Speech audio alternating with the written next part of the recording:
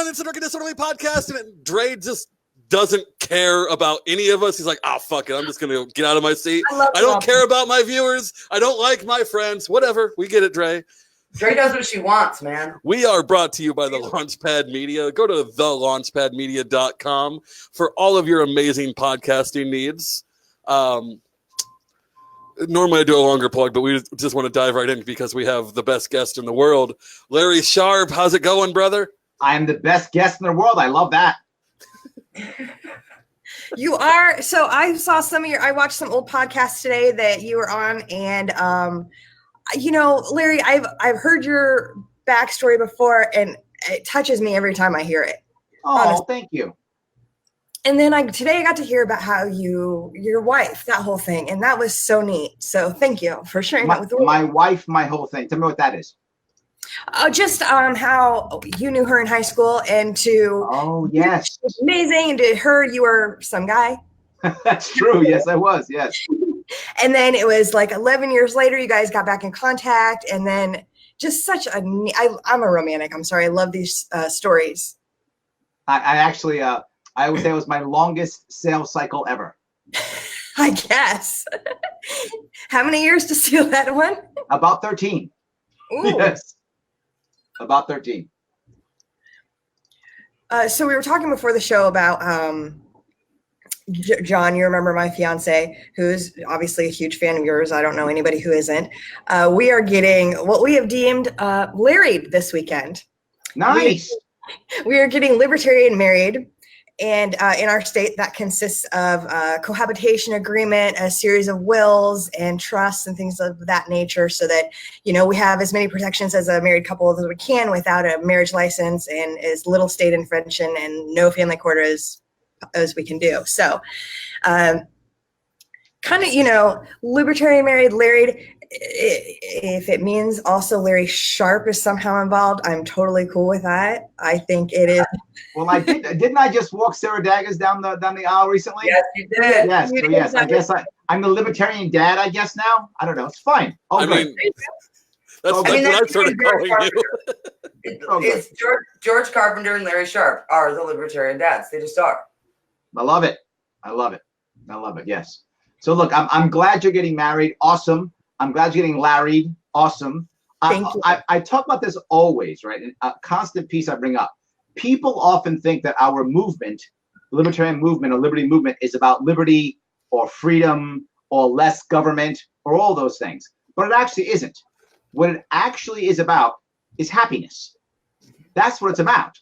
Realizing that to be happy, I have to have less government. I have to have freedom. I have to have my ability to go out and do what I want when I want to do so. But the liberty and the freedom part, that's a means to an end. The end is happiness. Now, for the hardcore libertarian, they often struggle with this because they go, no, it's about the philosophy and so. They have to realize something. There's into rehab. That's voluntary entertainment. It's called joining the Marine Corps. That's voluntary entertainment. That's voluntary, getting rid of my rights. It's called being Amish. That's having voluntary socialism. That's called joining a church group or civic association. Yes, these are ideas that sometimes people decide they want to not be as free as someone else might want to be. And that's fine. Yeah, that's every commune everywhere in the world in the history of forever. Absolutely. Yes. And totally fine. As long as you can leave, awesome. Awesome. And not just that, you'll change, right? Now you might think commune is awesome. And then 10 years now you go, wow, that was dumb. Right? And you leave. And that's fine. That's good. You learned a lesson. You felt good. Life is good. So all good. I'm going to warn you, Larry, we have the worst comment section in our videos. You will never freeze me from shit posting ever. You are wasting your time, Laura. Guys, so I told everyone to be good tonight and to not, because sometimes we go off the rails with some sex positive talk that maybe doesn't play too well to your audience. But yeah. I told my people here to be good, but our comment section cannot be controlled. It is too libertarian. I understand. Look, I will tell you, one of our supporters, one of our monthly subscribers, when I met him, was brand new to the party, and for many, many years prior, had been a card-carrying communist. Sure. And now he's radical. Yeah. Well, I say this. People don't realize this. Again, it's another thing about libertarianism is too many think that that everyone comes from the right. Right? It's a common thought process that libertarians come from the right. Now, to be forward, in today's world, it is easier and faster to get people from the right. That's true.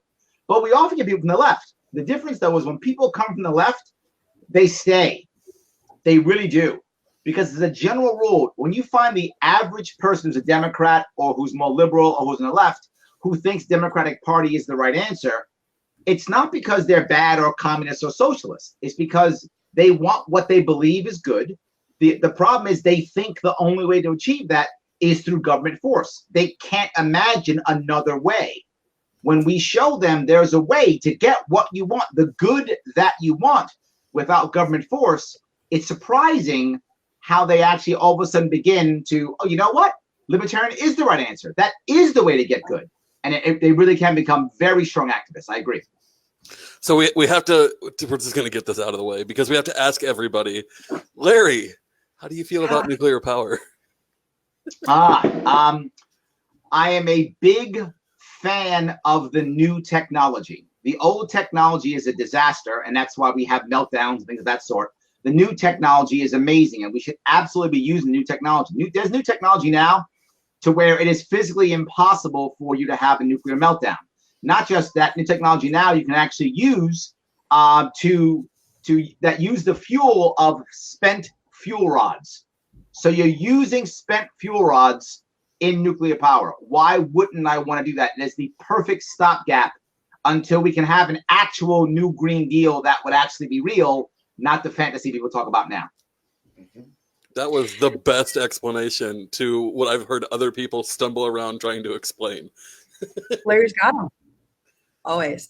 So yeah, this comes from one of our regular. He's got to know Justin. You know Justin, right? O'Donnell? I do. Okay. So either Justin is asking why I have clothes or no clothes on, and what does our guest feel about nuclear power? Yeah. Well, I gave you nuclear power. I'm not sure why you're wearing clothes, but I'm wearing a Larry Sharpe t-shirt. In case you don't know my name. So that's what I'm wearing. But I don't know why you're wearing clothes. You can wear what you like, please. Is that like when a band wears their own t-shirt? Yes. Okay. That's how many times are you allowed to get away with that? Only if he's like all decked out. If he's got his shirt, his hat, his pin, and his shirt on, that's a bit much. But if you have one item, I think that's the rule. I do. My uniform is now pants, usually jeans, some kind of jacket, and a Larry Sharpe t-shirt, and I go out and yell at people. That's what I do.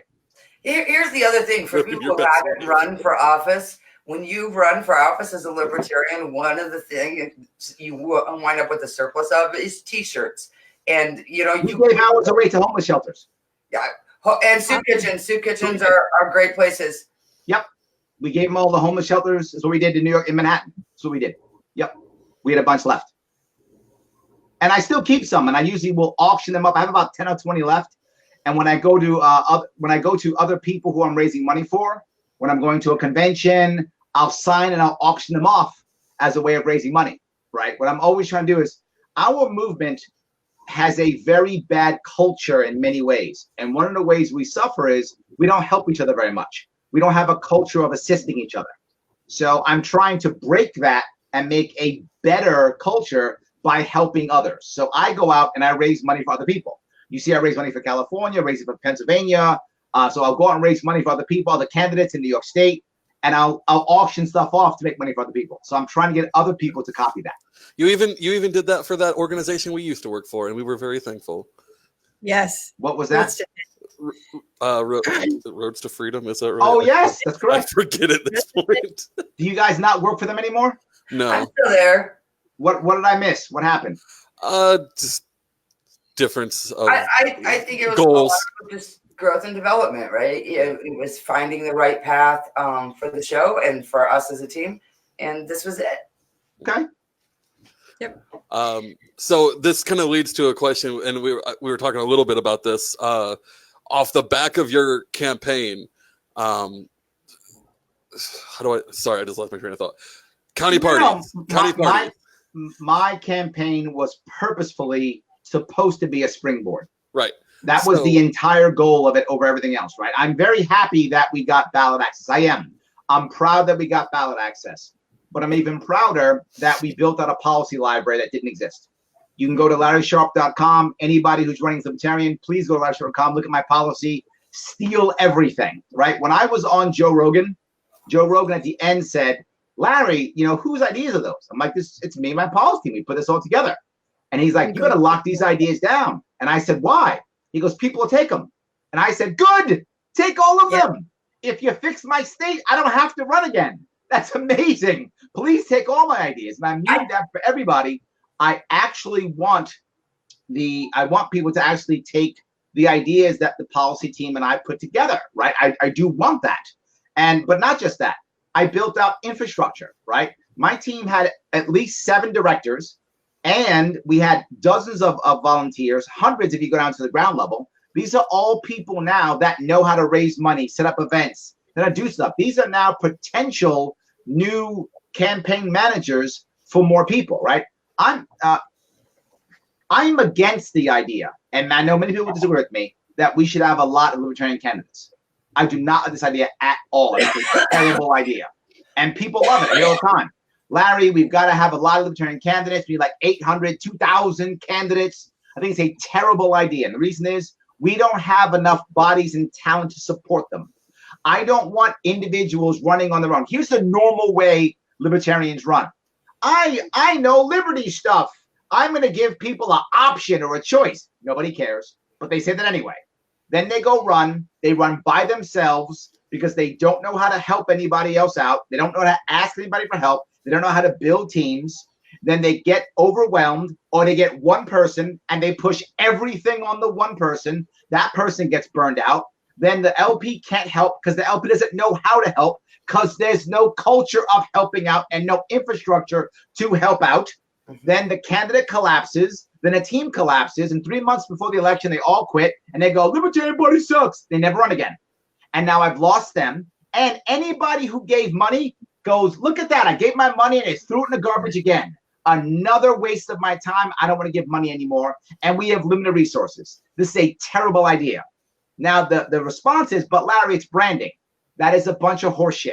People have no idea what Libertarian Party is because someone's name is on a ballot. They don't know what that means. I'm obviously part of the Ooga Booga Party. Who the hell knows the hell that is? It means nothing. It is garbage. But we still say it's useless. Instead, I want fewer candidates with bigger teams that make real impact so that when people give money, they go, I'm glad I gave money because I saw impact, even though I didn't see victory. I saw impact. With my campaign, you saw impact. Right, and guys, branding has to come from other places. Like, you are so smart. I didn't even think about that.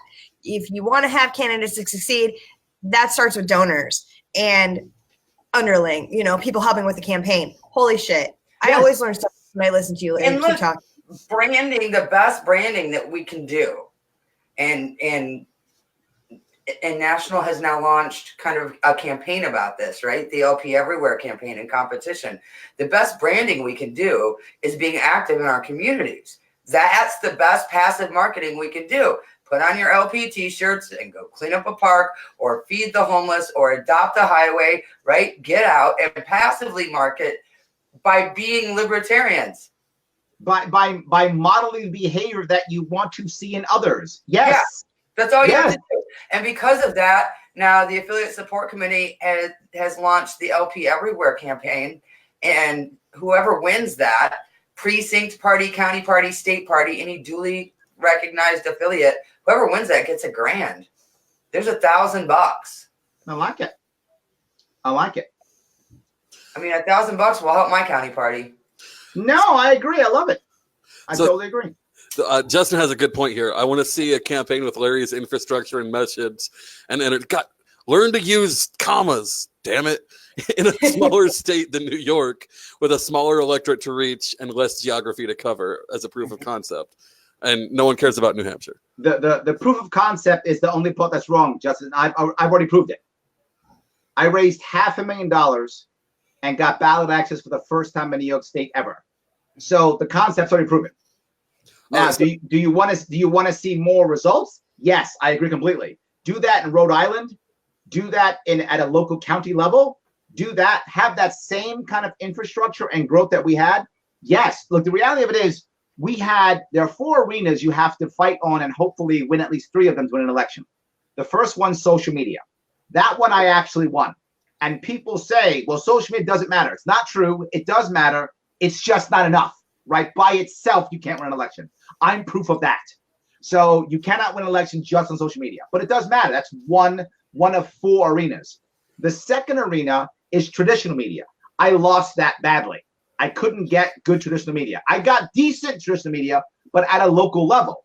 To your point, Justin, if I was running locally, I might have been able to win traditional media because I probably could have gotten local media. I did get some good local media, so I did get some of that. So I think that's a great point. I could win that local media, traditional media.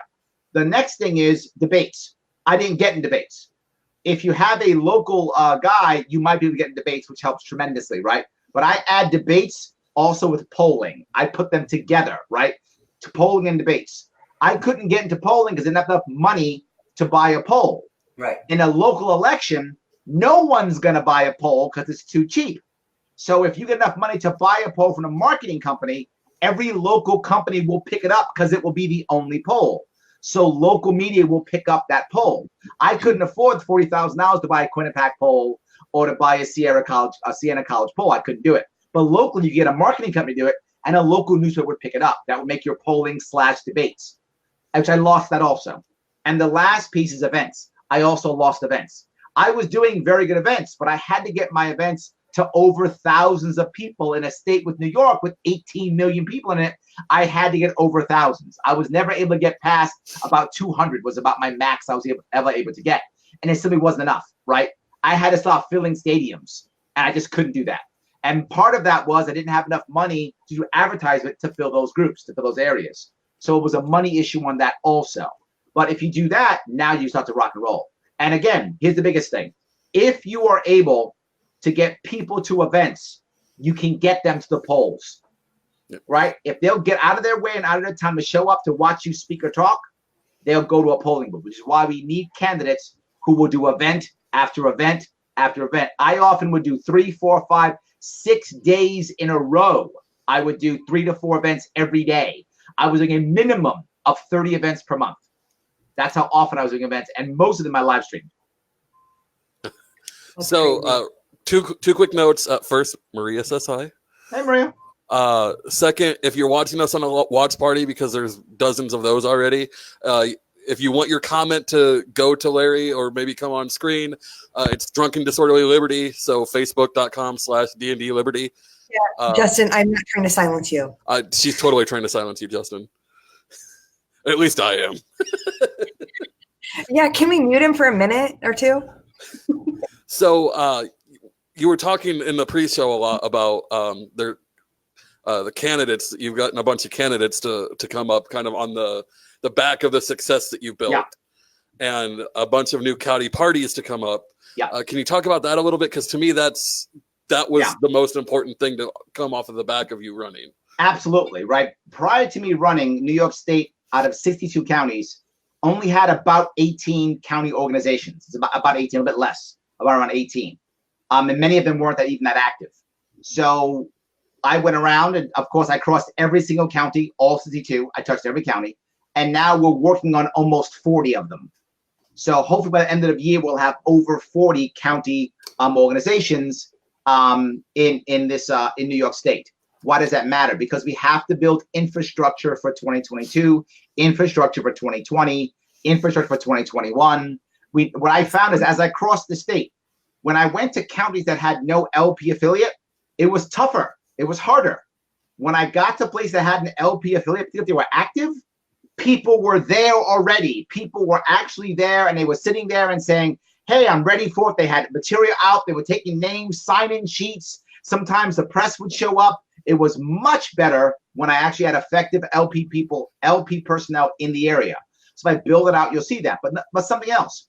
From the LP organizations, that's where the candidates come from, right? Because they meet and join and go, I could run. And that's where you grab your campaign manager. That's where you grab your events coordinator. That's where you grab, your fundraiser. You get them out of the LP affiliate. And that's already happening, right? We have Katie Martin running in Utica. We've got Dwayne Whitman running in Western New York. We've got Chase Takash running also in Western New York. We've got a lot of people running already. We got Deborah Altman, who won here in New York City. That was a big deal. I mean, it's already happening, right? So these are people who all of them were on my campaign, right? They all were part of my campaign. I was at Katie Martin's hosted 2 of my fundraisers, right? So this is all people that saw me do it, saw it could be done. They're using my people, and I'm saying happily, please use my people. Please do that. I want you to. That's why I'm helping to build the infrastructure out, so you can use them and we can begin to grow. Hey, refresh my memory. Is Whitmer, is that who's coming on next week? Erin, something's wrong with your mic. Let me look. I think that name sounds familiar. So I think that's our guest next week, everyone. So you can come hear about. He's running for Congress in Western New York. And the advantage is it's a very red area. However, the guy who's there and will probably run is actually indicted for corruption. And he's still running.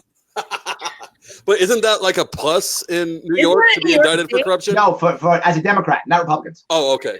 No. Remember, we're a blue state. We're a blue state, so the corrupt party is the one in charge. Gotcha. Yes. I think that's better. Can you guys hear me now? We can hear you now. Weird feedback? I think that was actually Dre's mic, because her mic does that weird shit. Sorry, we're back. We got this. So sorry, that really threw me off. So you've got a red area with a really weak red candidate. Yeah. And someone who worked on your campaign who now has all that experience of working on a good campaign. And he's grabbed people for his team who were on my team in Western New York, right? Part of my Western New York team is now his team. Mm-hmm. Awesome. That was the whole point. That's what I wanted. Yeah. He's running a good campaign. He is. He's running a campaign. He's showing up. He's doing stuff. He's shaking hands and kissing babies. He's meeting people at fairs like you're supposed to do. Yes. Yep. So, and that can't be overstated, because while I was helping your campaign some with editing, at the same time, I was taking all the stuff I was learning from Zach and trying to apply it to a candidate in South Dakota. So it was like, right. I still couldn't get there with him in person, which really sucked and it hurt us a lot. But I was doing his social media and I was going on news stories and commenting as him, trying to generate buzz. He hit every stinking festival in South Dakota, because South Dakota is a 1 congressional seat. Yep. So it's basically a statewide election. Absolutely. And he hit everything. Yep. And he, I forget what his vote total was, but it was way above Gary's vote total in that state. And that's the point. That look, people will tell you that we have to focus heavily on things like, the things we say. I mean, what the party says and the platform. These are all important things, and I'm not against any of these things. They're all important, right? The announcements we make, all important. I agree. But the number one thing that brings people to our movement is an individual who they hear say something, right? That guy in South Dakota brought more people to our movement than anything the local LP could have done, because that person went out and talked to people.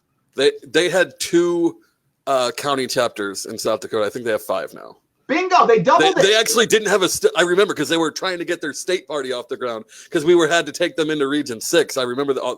I'm remembering. I'm old. I'm sorry. So great question right here. Yeah, and absolutely do it. So during the Johnson campaign, do you see it, Larry? Yeah, let's see. So I am a campaign manager again, Ricky Estrada for mayor of Menifee, California. In this area, they are big on fitness. I'm just doing a 5K walk charity event. Your thoughts? Open question. I direct to one person. Do not know. Don't do it just to do it. No, it has to be an event, or don't do it. Don't just do it. If you're gonna do it with 3 or 4 or 5 people together, all wearing his T-shirt. Do the run together. Have someone video it. Right. Do it. Have him start. Have him finish. Have someone video it. Have someone a camera with him. 2 or 3 cameras if you can. One of those big banners. Event, yes. If you just do it, no. He'd be better off doing something else. I'm wondering if he's saying that they want to put on I guess, because I took that differently. Is he saying that they want to put on a 5K? So look, during the Johnson Well campaign, we did both. We hosted a couple, and then Gary participated in a couple because, as you all know, Gary is a pretty solid athlete. It's a big part of his life and a big part of who he is. I mean, he summited Mount Everest with a broken leg. He did that. Yep. So yeah, he did both, and both work. But just like Larry said, it has to be an event either way. If you're hosting this charity event, you have to make it an event. Don't half-ass that event. Put a lot of energy and a lot of resource into it. So if you can't afford to do that, don't host. So we're talking about hosting. Oh, I'm sorry, I misunderstood. I thought it was about just doing it. I apologize. I misunderstood the question. If he's talking about just doing the event, I don't have a problem doing an event. Again, make it an event. Your team comes. If you're hosting the event, that's a big decision to make. Yeah. There's a lot of money, time, energy going into that event. If this becomes an idea of how much money do you have, right? If you've got a bunch of other options available, this may not be the right one. I would rather join another one where someone else is spending the time and money and instead pay to be there. Often they'll have a sponsorship, right? So you can sponsor the 5K, so-and-so. Have your campaign sponsor the event so that you can have t-shirts or whatever the case may be and pay the whatever $1,000 it is. Right. It'll be a lot cheaper than doing it your own way. And if someone else is doing it, they might get press. You won't. We also found that there are organizations that do that, right? Fitness tracker organizations. Absolutely. And all these great things online. And a lot of them will come to you if you just start participating as a team. A lot of them will start reaching out to you and wanting to help your campaign. And that tended to work better for the Johnson Weld campaign. There we go. So it's always got to be an event, because what you're trying to achieve here, and you know this, Zach, you always want to be able to create content for social media. Yep. Right? You want to be able to constantly create content that your team can break up and put into 2 minutes for this, 10 minutes for that. And you don't know what's going to blow up. That's correct. Right. We've had like the most odd results in, statistics from our social media. Some stuff does great and we have no idea why, and some stuff tanks and we have no idea why. And the algorithm is great for a while, and then for a while it seems like we're shadow banned. It's crazy. So you have to stand up. I want to give you guys two separate pieces to social media here that go against what a lot of people think. A lot of people think, and I see it constantly throughout campaigns, that we have to make sure that we control the narrative like there's no tomorrow.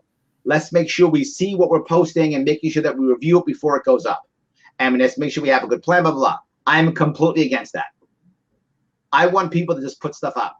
And if it's bad, let's apologize. Let's pull it down if we need to. I rarely pull things down. I leave it up. People get mad, they get mad. I would rather have people roll the dice and put it up, because here's the reality. When you are winning, don't gamble. When you're losing, gamble. We need to lose worse. We're already losing. Toss the dice. Yes, roll the dice. Put it out there. Many, many times. And if you are on my team, Zach, you know, I had no idea what was going up on my social media. None.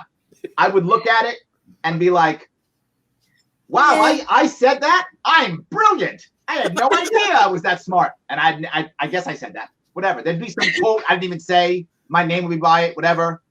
Great. Yeah, it's amazing. Zach, people responded. Chats. Like, did he actually say that? And I don't know. It came from a fan. Yeah, I don't know. No idea. Look, Zach McClanahan was my top media guy. And he would just put stuff up. He'd be like, you go, do stuff. People put stuff up. Okay.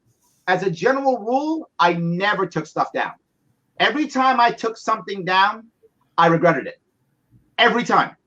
Every time I backed down, every time my team made a lot of mistakes. A lot. I did too. When I say team, I mean me too. But one thing I never did is I never fired anybody for incompetence. Ever. Because I wanted them to grow. I wanted them to make mistakes, learn, so the next time they'd be better. I always assumed that they would get better. And almost everyone did. Some people didn't. But almost everybody did. And so they knew that if they tried something and they failed, they weren't going to be fired for it. They weren't going to be scolded for it. They'd be like, okay, it's an error. Fix it. Make it better. Fix it. And I'm a big fan of that for our movement. We have to be able to open up and have people just go out there and roll the dice, because to your point, we don't know what's going to hit, what's not going to hit. You don't know. I want to get back to something you said earlier about not running a ton of candidates, because I've said that for a long time too. I think it's so much more important to run strong candidates in the right races, and you have to cherry pick those races. We saw that in Oklahoma with John Yider's race, over 41% of the vote, because he picked the right race. Statewide race. It was a ballot access securing race. Yeah, We've got to pick the right. I'm not even concerned about the race. I'm concerned about the team. Oh, let me tell you my feeling on this. And again, people think I'm crazy when I say it, but here's what I'm going to say. If you want to run, right? I want to run. I'm going to do this thing. Remember something. You're not doing me a favor. Let me be clear about that. You're not doing me a favor. Yeah. Right? Run if you can run. Don't think you're helping me by wasting my time and energy. You're not helping me, right? You're not doing me a favor. Here's what you think about by running.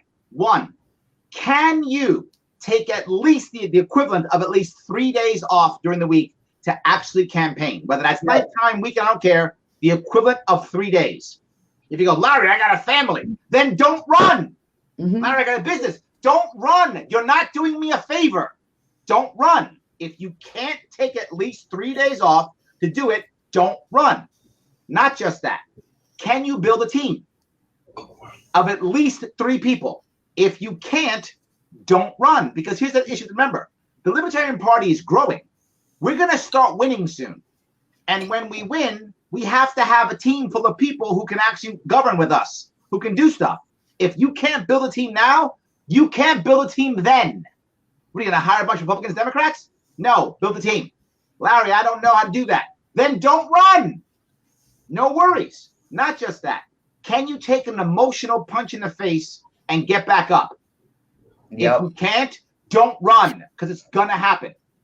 Yep. Can you take people blatantly and openly and obviously lying about you publicly, making stuff up, complete lies? You can't take that. You're going to get mad. Don't run, because that's going to happen.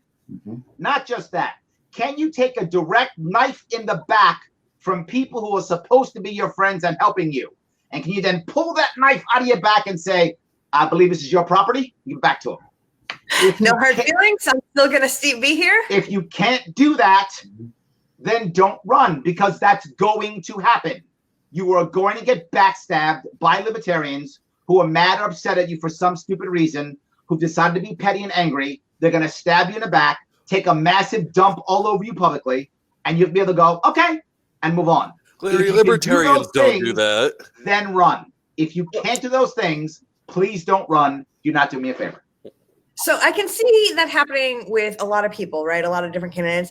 It blows my fucking mind that it happened to you of all people, Larry. And I know that you knew going in what you were doing and that was going to happen. You've said that many, many times from the beginning of your campaign. You knew exactly what's going to happen. It happened. It still blows my mind because I think that you exemplify our values and our lines of everything so perfectly that I don't see how anyone could disagree with you about anything. But they find a way. What I will tell you too is that the part of it that shocks me the most is that, shockingly, Larry and I have disagreed on policies and ideas and plans before. I know, everybody's shocked. But every time I've said something that Larry thought, what the hell? He would send me a message or text me or call me. And every time I thought Larry said something that I was like, what the hell? I would get a hold of him. Or maybe it would just be when we saw each other, I'd be like, hey, that thing you said, what the hell, Larry? And he'd be like, whoa, Erin, listen, right? And vice versa. I never had any problem. This is how reasonable adults interact. It's easy to communicate with. So and I see people going, no, he's hard to communicate with. And I'm like, well, I'm usually an asshole, and if I'm okay communicating with Larry, what does that make you, man? If you're having a problem, this is to remember, right? We have 45 years of failure. 45 years of failure means that a lot of average people have left, and we have a lot of bitter, angry people who remain. Not just that, we've been winning arguments and losing elections for 45 years. So we're good at arguing. So we argue. Right? Yeah. So we fight over little things all the time. what I say all the time is, we worry about principles so much it sometimes hurts us in this one way. When I say something, right, and someone doesn't like it, it's very common for someone to go, well, I gotta say something. No, you don't. You don't have to say anything. You can just say nothing. You don't have to. Now, if you're telling me you want to, that's different, but you made a choice. You chose to say something, but not just that. You don't have to shit on me publicly. You could just DM me, or you could email me, or ask someone. You could. You're choosing to go public. And then that's a choice you make. Better choices, people. But then they do this. Well, I'm talking truth to power. No, you're not. We're not in power. Shut up. You're not talking to the power. You're being a self-righteous asshole. That's what you're doing. You're not talking to the power, right? Well, I got to know about principle. No, you're being a self-righteous asshole. That's what you're doing. You're validating your bad behavior under principle or power or whatever you've agreed to tell yourself that that's why you're doing it. But no, in reality, you've decided to be a jerk. And you're trying to validate your bad behavior. Instead, just be open and be a jerk. I'm okay with it. You have a right to be a jerk if you want to. Just don't validate it and think you're being a good person. You're not. You're being a jerk. In my basically just an opinion, and I have nothing super scientific to base this on. 75% of the time when someone says they're just being rational, they're being completely irrational and trying to rationalize it to themselves. I mean, usually if I say that, that's exactly what it is. It's my own cognitive dissonance, right? Yes. And then 2 or 3 months later, you go, oh, shit.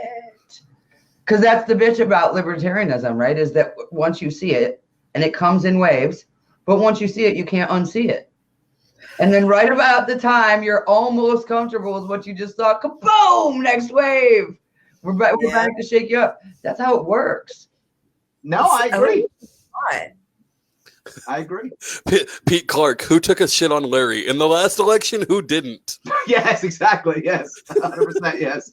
I didn't see it, and it makes me sick that it happened, Larry. And was it on social media? Was it in public? Was that how? All of the above. Yes, everywhere. Yes, all over. It's fine. Look, as I told you, I knew it was going to happen. What bothered me most, though, really what did bother me most is the team, right? It hurt the team because people really busted their rump, and to get dumped on it made them feel bad, which is why I'll sometimes be aggressive against them. Not because I actually don't care, but I want to defend my team because I want them to keep going, right? Yep. One of the reasons why I'm not stopping while I'm still doing this, while I'm still supporting others, while I'm still doing events, while I'm still putting out, by the way, the Sharpe Way, which would be my radio show coming up, sharpeway.com, the Sharpe Way Larry Sharpe Facebook page.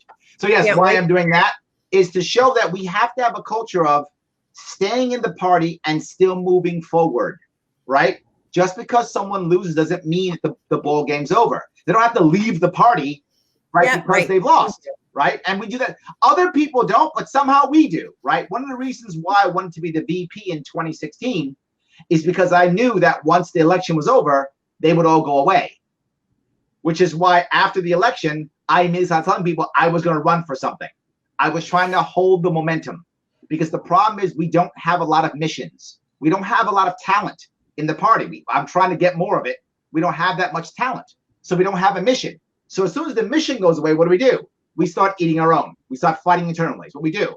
So I wanted to create a mission. It's one of the reasons why I announced so early, right, was to create a mission again. People get back on board and go again and do something. And I'm trying to get others to jump on board so we have a mission again, right? I want to have a mission for us so we don't fight each other. So instead, we all stay focused on the goal. Well, so, and the reason that I like my wanting to do this, what we're doing here, and I think it's probably fairly similar to some of your motivations, is not only do we need the mission, but we need to get out of just politics and get into culture. Yes, because libertarians suck at culture. They're so bad at it. And that's what, like, we always talk about, we're the fun podcast that you don't want to tell your mom about, that kind of a thing. Right. I mean, because look, there's a lot of other libertarian podcasts. Everyone's got one, and none of them talk like, it's this kind of I've been on almost all of them. Yeah. Yes. Look, I get that we're not everybody's cup of tea, and I am really okay with that. And I think if you're gonna be content at any time in your life, You kind of have to start learning that for yourself. Everybody doesn't have to like you. Yeah, it's really, to be forward, it's really about respect, right? Yeah. The reality is you can be as left or as right as you want to be in our party as long as you respect the other, right? That's the issue. What's actually changed, if you look at our national politics, right, as a whole, the actual policies of Democrats, Republicans have changed tremendously, right? If you go back 10 years ago, Democrats wanted a wall and Republicans were like, we can't afford one. That was 10 years ago. Now it's swapped, right? It's completely swapped.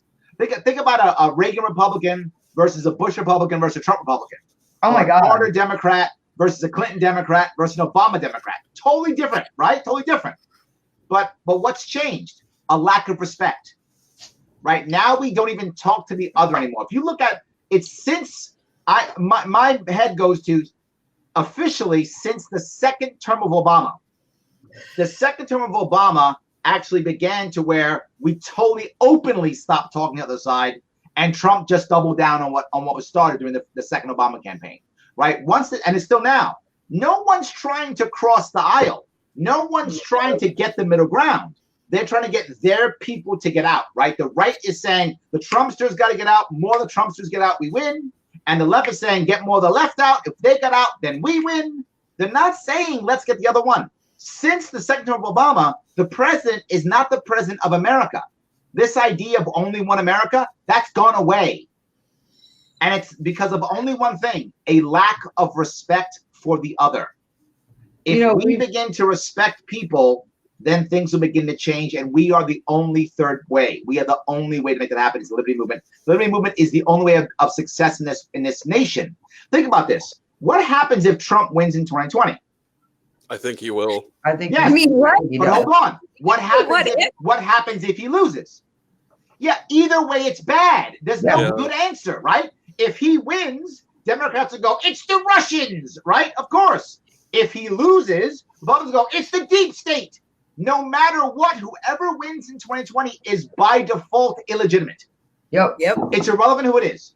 Unless it's a libertarian. What if it's that Dan is correct, Burnham, my though? dear. Yes, the only answer is the liberty movement. That is the only answer. Well, and recently we've been talking about, we look at Trump and we look at the tweets and we look at the just absolute garbage that he says, right? That makes us go, oh my God, does your ass ever get jealous of the shit that comes out of your mouth? We all see all of this. But the other thing that at least the three of us have been seeing is this pattern of just how brilliantly Trump manipulates people. Well, they fall for it every time, and he doesn't even have to put much out. He puts a little crumb, and they're like, let me explain this real quick, because a lot of people aren't going to see it immediately.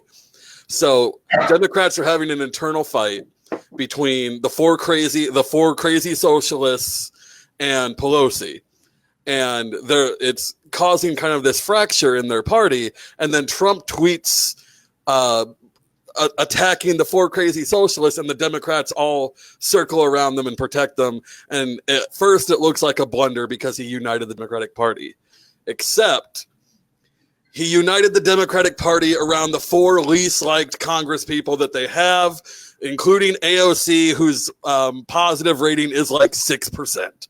Her own district fucking hates her. And now all the Democrats have to go out there and defend the worst people in their party. And it's in the news over and over. And he laughs it to the bank. Because at this point, we're numb to the shit he says. Yeah. Look, but I got to tell you, the actual plan the Democrats have put together is actually a bold plan. It really is. The sad part is the individual Democrats haven't figured this out, and they've learned nothing, right? They still think that it's about, let's worry about, Medicare for all, because that's all anyone cares about. That's the only answer, right? That's their concept, right? Yeah. But here's the reality. The overall goal is a good one, right? They have 20 candidates. The concept they're trying to achieve is they micro-target all these different people with all different issues. They gather all the data from all 2024, 25, whatever that is. As it begins to close down, they hope that they all jump together, and eventually whoever the nominee is, which they hope is a guy like Biden, that the establishment wants someone like him, right? Because that person, a Biden type, can pick up never Trumpsters, right? However, an AOC type can't pick those up, right? You get an AOC type, the never Trump Republicans vote Trump. You get a Biden type, the never Trump Republicans go, Biden, he's neutral enough. He's not scary enough. I would go with him. They'll pick up some of them. But their also hope is they'll have all the data they require, a bunch of people who've given small amounts. Note what the way of getting in the election, getting in the debates is. Small amounts from lots of people. That's on purpose. They hope that small donations will become large ones when they get their guy at the end, and all those people get together, and through technology, they'll raise more money than Trump. And those people will then show up at the polls and will then beat Trump with numbers. I'm not saying this will work, but if it does work, it's brilliant. They'll beat Trump. If they don't do something like this, they have no shot at beating Trump. Right. This is the only way to beat Trump, and they're trying it at least. Now, in 2016, it didn't work. The Bernie bros did not go to Hillary. It did not work in 2016. Well, it's because Hillary is like they did not understand how terrible of a candidate she was to anyone who wasn't just a hardline Democrat. Yeah, I agree. It did not work, but it might work this time. I don't know. It's still a bold plan, and I think it's the only way to beat Trump. If it works, they'll win. Mm-hmm. I mean, we've talked about this before. What was the left thinking with Hillary fucking Clinton? What were you thinking? They weren't. You could have literally nominated. They could have nominated a stuffed moose and done better than Hillary fucking Clinton. Erin, please don't try to pretend that they had any choice. This bitch bought, bullied, and killed her way into that seat. Okay, that's true. That's true. No, people do not mysteriously die around Hillary Clinton. You stop it. I mean, somebody seriously draw me a really cool little cartoon of Hillary Clinton as a hentai character. DM me that. I need that in my life. Hey, we said we'd be nice to Larry's audience. Stop it. Oh, shit. I forgot what was going on here for a second. So I want to kind of go back to New York. The audience that doesn't like you already got off. It's fine. Okay. Right. Giggity. They're not watching anymore. Everybody walked away. Okay, so I want to hit specifically on because we just talked about her a little bit. I've heard you say before the AOC is your district. She is. She is absolutely. She's my congressperson. She is. So, and I like that you're not running again right away because I don't like. I like you too much to want you to do that. Is there a libertarian running in that race? No, and there shouldn't be. She's unbeatable here. She's unbeatable. You think? Yeah, I think she's going to get primaried. Maybe, but then she'll win the primary. Look, the reality of it is, look, I ran because I wanted to have impact. Mm-hmm. When I run, I ask a lot of the people around me, and many of you will help me out. You gave me money, you gave me time, you gave me energy. You did a lot of stuff for free. Many people did. I did stuff for free. If I'm going to sacrifice that and ask that of you, then I want impact. I got impact in New York. It was completely worth it. We got ballot access. We got policy library. We got a team. We got Obelix Gold, which is another now lobbying firm that's going to be working for us. We have tons of things that are going on. It was a complete and total victory in that regard. I'm very happy. We got tons of candidates that are running now. Totally worth it. You can see the impact that it made. It was worth the money. If I run again, people will want to give me money again. If I run against AOC, I will lose and I will make no impact and I will waste time, money, and energy. No, thank you. Not worth it. When I run again, I will only run if I can make impact. So I can happily say, give me money, give me time, because it's an investment. And you will go, I'm glad I supported that guy. So I never want to run just to run. So now that you say that, what are the odds? Because and know that I think this is a very winnable race for you. And the financial investment would be far less than any other race you're going to run. So what are the odds that we can talk you into running for chair at the 2020 convention in Austin? I'm not against it.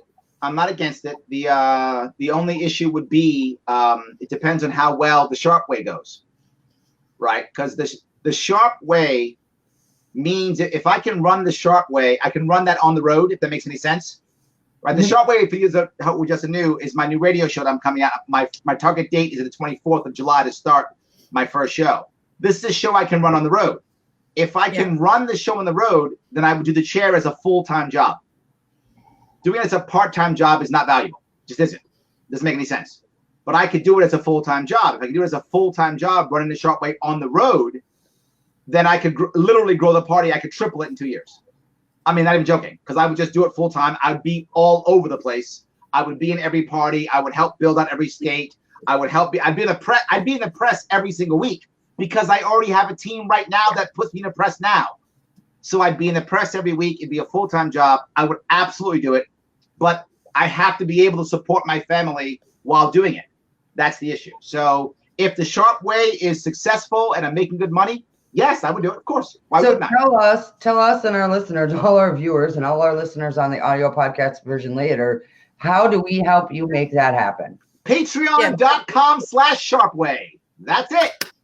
Patreon.com/Sharpe Way. Is that live already? That is already live. Go right now if you want to. Join my Patreon, support me monthly, and I'm happy to run for chair. Happy to. If look, all I need to do is be able to support my family. If I can support my family, then I'll run Sharpe Way. The advantage of running Sharpe Way on the road is I'm going to be creating a lot of content as the LNC chair. Yep. Right, which gets more people out there. So full time is everything. I do full time. I can support whoever our president candidate is. I can support local candidates. I can physically show up to raise money for whoever's running for governor, senator. I could spend literally a week. Like I did it when I was running for a governor. I could spend a week in any given state. Just spend a week there and support whoever's running. You were here twice. Yes, I was there twice because you asked me to go there, and I showed up. Was here twice. And I raised money both times. Both times, and I'll do it again. You're amazing at raising money, Larry, and the ways that you have taught us how to do it and what the rules are and what works best. Like it doesn't seem that complicated, but you've got it down, and I think that I appreciate that about you. And look, I'm a trainer. That's what I do for my daily life. I train, so I'm happy to go to every single state affiliate and train them how to run their affiliates. I don't have a problem doing that. So I absolutely would do it, but I just have to be able to make enough money to actually make that happen. But I would do it, sure. So this is awesome. Awkward because I was just about to plug our little. Also, go give us money on anchor.fm/Raptor. Like, give us $1 and give Larry like 50 a month. Like Larry's link is hovering. You'll see it. Yeah, it's the more important thing. Let's be honest. So, did I answer your question, Erin? Yeah. Good. Okay. Is it cool if we stream your first episode like as a watch party? For sure, absolutely. Yeah, absolutely, of course. Because I didn't know that you were even considering running for chair. I thought that was off the table, and I'm really excited to hear that. No, I would. Again, it's not that I'm against it. Look, I'm good at this kind of thing. Mm-hmm. That's what I'm good at. I'm good at leading. I'm good at teaching. I'm good at training. I'm good at it. It's fine. Yes, happy to do it. That was actually a thing I learned from Larry too. It's like if you really need somebody's help or you really want somebody to do something, just ask them. Yes, I do it a lot. Absolutely. Someone's asking, do you have? Well, I'm going to rephrase this in a much, I feel, more respectful way. What's your goal for your Patreon? A lot. I don't know. A lot. Look, I make money other ways also, right? If I make enough money that I don't have to do as much as my normal work, I'm a trainer. Is what I do. Like, if those of you follow me, I'll be doing trainings, and I do training for New York City, Department of Buildings. I do individual companies. I'll travel sometimes. I do stuff in California, San Francisco, London. I'll go off and do training. I train people in leadership, usually, also sales, stuff like that. I do individual coaching for law firms and for other accounting firms. So I do a lot of training. So if I'm doing this, I can do less training, which means I can travel more. So there isn't really a number, but if I don't make much money, then I have to spend all my time here training in New York City or someplace else. But if I don't, then even better. I can only hope one day I sit down on any sort of training session that you provide, Larry. Well, I actually give them some of them away online. If you look, I did one in the Sharpe Way. I did a recently one. It's about an hour I did in Minnesota on entrepreneurship. Amazing. That sounds relevant to our interests right now. Yeah, if you go to the Sharpe Way Facebook page, that video is there. And another one on the future of leadership that I did at the high school. And I'm going to produce another one that's coming up here. I forgot. It's on the future of school in general. I did at a college. Well, and Larry, you're the keynote speaker at all kinds of group events and outside events. I know you've been a keynote speaker at Toastmasters events, at all different types of community events. Yep. You speak everywhere. You help people everywhere. Absolutely. And I do it. People ask, I go, yes, very often. Justin's been kind of whining all night about having to run again, so I figured I'd throw one of his comments up here. Justin is still looking for help on his campaign. Someone in New Hampshire, go help him out. What is he running for? You know, I didn't know he was running until he started talking tonight about it, so I don't know. I thought he was taking the cycle off. Post it. Type it in, Justin. Give us a link. So someone else has been talking about open source liberty. I've heard about that. Do any of you three know what they're talking about? Because I really don't. So I've never heard open source liberty. There's a Facebook group for open source liberty. I don't know if this is the same open source liberty that these guys are talking about. And there are a lot of people in there who have worked different campaigns and run for different offices who tend to share best practices. Now, I have not visited that group in a really long time. So if they've turned into something different, that's the only experience I've had with an open source liberty group on Facebook. Oh, Justin's running for Senate, so that's a big race. O'Donnell 2020. Here, I'll flash it up for him. There. Yeah, if you're a candidate, you're running for office, please DM us or message us at the page with some links. Yeah, we'll help you out. We're trying to expand, so we need more guests. So if you want to come on the show, let us know. Yeah, so we have taken an hour of your time, sir, and I know that it's later there on the East Coast. It is. Thank you very much for joining us and for being an awesome guest as always. Plug your stuff one more time on the way out, please. It's the Sharpe Way Facebook page, sharpeway.com, Sharpe Way Twitter, and of course, patreon.com/Sharpe Way. And that's Sharpe with an E, and the E stands for entertaining. So I had to ask, just on a personal level, is Missy still doing your Twitter? Yes, I did draft her. I drafted her. She does my Sharpe Way Twitter now. She is the best person on Twitter I have ever seen in my life. Missy is a wonderful person, period. Right, that too. She's resilient, she's smart, she's caring. She has problems with pigeons, though. She is amazing. I will never put a pigeon around her than ever. Perfect. No, guys, Missy's a rock star. She is. 100%, yes. So yeah. And on that shout out, thank you everyone for joining us. Larry, when I hit stop on this, it's going to kick everyone out. So I'm not being rude. No worries. All right. Thank you everyone for joining us. Thank you, Larry. We'll see y'all next week. Thank you.